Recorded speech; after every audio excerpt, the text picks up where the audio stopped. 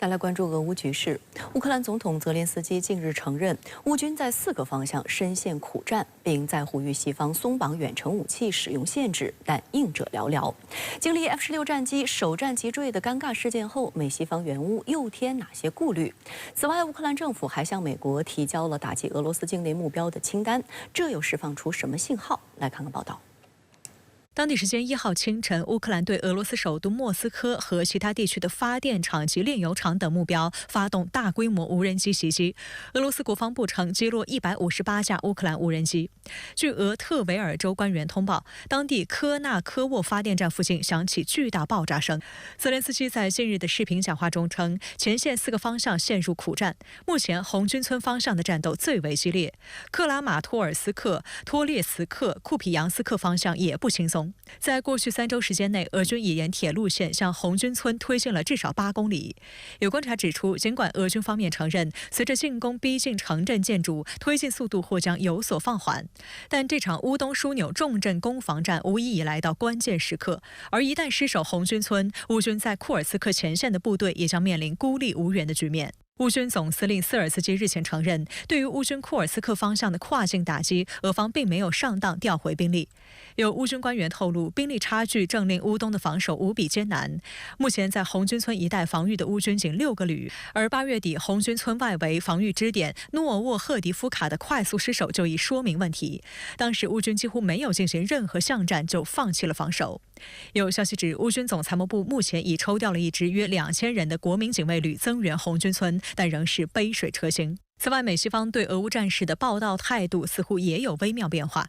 近日，多家西方媒体先后发文警告泽连斯基，应在顿巴斯局势崩坏前做出改变，否则将付出高昂代价。乌克兰有展开新的第2战场或第3战场，但是基本上对于目前的战事来说，并没有具有决定性的一个功效。所以现在的一个俄罗斯还是采取一种消耗战略。 他会希望让乌克兰非常有限的兵力，或者是非常有限的这种可能是即将要到达的 F-16或者这些相关的一些这种机械化的部队，会困在这个战场上。俄军它是有足够的空间去换取时间。 除了前线形势告急外，西方援助的 F-16战机坠毁，同样打击乌方士气。事件发生后，乌空军司令奥列修克迅速被解职。尽管乌方否认这项人事变动与坠机事件有关，但外界普遍认为这是乌方给美西方国家以交代，避免耽误后续交付。 不过，有消息称，出于安全考虑，拜登政府拒绝派遣承包商前往乌克兰维护包括 F-16战斗机在内的西方军事装备的提议。报道称，美方希望欧洲国家承担更多的维护责任。值得注意的是，在此之前，原武器的大部分维修工作都由乌方与国外维修专家通过视频会议指导完成，但这放在战斗机此类高精密武器上将极为困难。 泽连斯基近日则再次呼吁，包括美、英、法德在内的西方国家解除其使用远程武器的限制。包括乌克兰第1副总理、国防部长等官员的乌克兰高级代表团正在美国华盛顿访问，并向华盛顿提交了用美制武器打击俄境内目标的清单。而泽连斯基也将于本月前往美国继续寻求援助。据此前报道，泽连斯基将向拜登亲自递交胜利计划，并参加联合国大会会议。 但美西方对松绑乌军使用远程武器限制采取冷处理，显示出对乌军信心不足。有观察指出，美国今年的总统大选已进入白热化，两党争夺激烈，意味着援乌政策未来存在极大的不确定性。而美国总统拜登在最后的任期中也面临跛脚鸭处境，在对乌政策上施力空间有限。 另一方面，俄乌战局延宕至今，美欧国内的武器产能已暴露出严重不足。以乌军在战场上消耗量和需求都极大的北约制式155毫米口径炮弹为例，欧洲方面早前承诺将在今年3月前为乌方提供不少于100万枚该型炮弹。但事实上，根据欧洲最大武器制造商德国莱茵金属公司的数据，截至今年初，该型炮弹年产量仅约为55万枚。乌克兰总统泽连斯基承认，在乌东战场处境困难。 但乌军对俄越境攻击仍在继续，上周末还对莫斯科发动大规模无人机攻击。您对此有何观察？俄乌冲突越来越成为一场常规战争了，双方呢是互有攻守。在乌克兰军队上个月攻入库尔斯克之后，战场一下子就扩大了。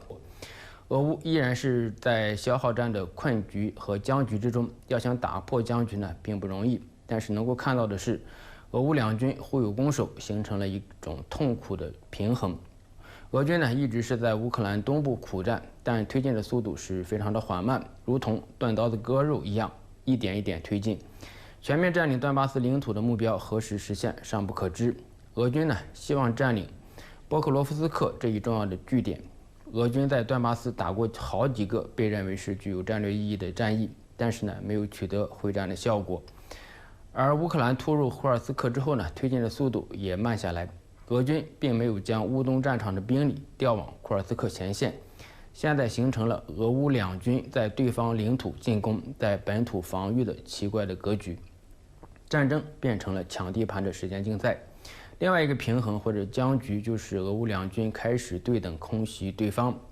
乌克兰对莫斯科发动的大规模无人机的空袭是一个开始，逆转了此前乌克兰屡遭空袭、能源设施受损的被动的局面。其实呢，在此之前，俄罗斯境内的能源设施、军事基地呢就受到过零星的无人机的袭击，而此次乌军比较大规模的无人机袭击，有可能对俄罗斯造成越来越大的破坏。乌克兰无人机的生产能力不断的增强，近期呢又成功试射了本国生产的导弹，俄乌相互空袭有可能变成常态。乌克兰承认自己在乌东战场的困境，一方面呢，库尔斯克战场的开辟没有能够实现减轻乌东战场压力的目标。战争过程中，消耗和消灭对方的战争能力是主要的目标。乌克兰的库尔斯克战线还没有发挥这样的作用。另外一方面呢，库尔斯克战场的出现具有重大的战略意义。俄罗斯没有进行强有力的回击，而是变成了双方互有攻守的战场，这呢大大消耗了俄罗斯的核威慑力，让这场战争变成了俄乌之间的领土之战，对俄罗斯国内的心理冲击应该是巨大的。这有可能比战场上一城一地、一枪一弹的得失影响更大。泽连斯基呼吁美国放宽对军援远程武器的射程限制，以利乌方打击俄罗斯纵深目标。您觉得美西方会答应吗？俄乌在战场上都面临着时间压力，急于打破僵局，在美国大选之前能够取得更大的成果，或者说在某种程度上的胜利。乌军在库尔斯克的进展没有预想的那么快。将近1个月的时间，乌军的突袭的冲击效应已经减弱。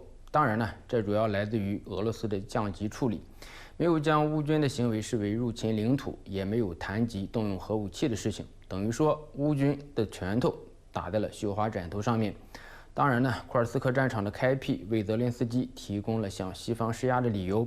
从俄乌开战以来，乌克兰逐步获得了西方的各类型的武器。从最初的单兵武器到现在的远程武器和战斗机，从中可以看到一些规律。第一，乌克兰的每次大挫折或者是近乎失败的危机，都会刺激西方提供俄罗斯反对的武器，尤其是俄军对乌克兰的民用目标、平民，尤其是儿童的伤害。此次呢，俄军对哈尔科夫的空袭造成了至少5名儿童死亡。第二，乌克兰不断地呼吁西方升级军事援助，同时呢，不断地测试俄罗斯的底线。对乌克兰的军援是俄罗斯、乌克兰以及西方国家的胆小鬼游戏。在这个过程中呢，乌克兰有了越来越大的话语权。乌军此前就用西方的武器打击俄罗斯境内的目标，但是并不是纵深目标。美国呢，将其解释为是为了防御俄军的进攻。而这次乌军突入库尔斯克之后，俄罗斯的反应在客观上消除了西方国家的心理障碍。据俄罗斯的媒体报道说，乌克兰国防部长将向华盛顿提交用美制武器打击俄罗斯境内目标的清单。如果俄罗斯媒体的信息是真实的，那就意味着乌克兰和美国的磋商已经进入到实操阶段。俄罗斯将如何应对，的确是个考验。